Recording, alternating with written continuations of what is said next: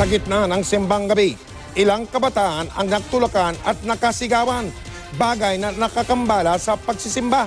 Nakatutok si Bon Aquino, eksklusibo. Imbis na magsimba, ito ang inasikaso ng grupo ng kabataan sa gitna ng homily ng pari sa Misa de Gallo sa Baclaran Church kaninang madaling araw. Nagkagulo ang grupo ng mga kabataang ito sa tapat lamang ng pinto ng simbahan. Buti na lang at agad silang naawat ng mga pulis at security guard ng simbahan. Tinalakay pa naman sa misa ang kahalagahan na gawing sentro ng pananampalataya ang Panginoong Hesus.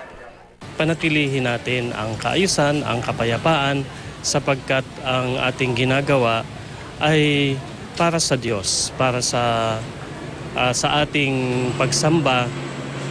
Hindi ito para tayo ay maghanap ng away, manggulo.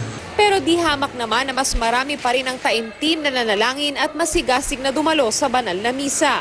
Makumplito man o hindi, yun ang paniniwala ko. Ano po? Na kung ano man ang kailangan mo sa kanya, ibinibigay niya. Bakit ka nagsisimbang gabi? Katipan ko na. Kasi Pasko na.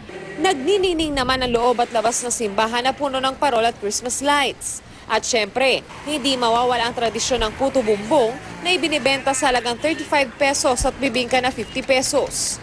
Ate, kumusta po yung benta nyo? Okay naman po.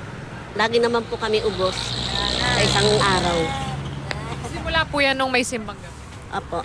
Von Aquino, Nakatutok, 24 Oras.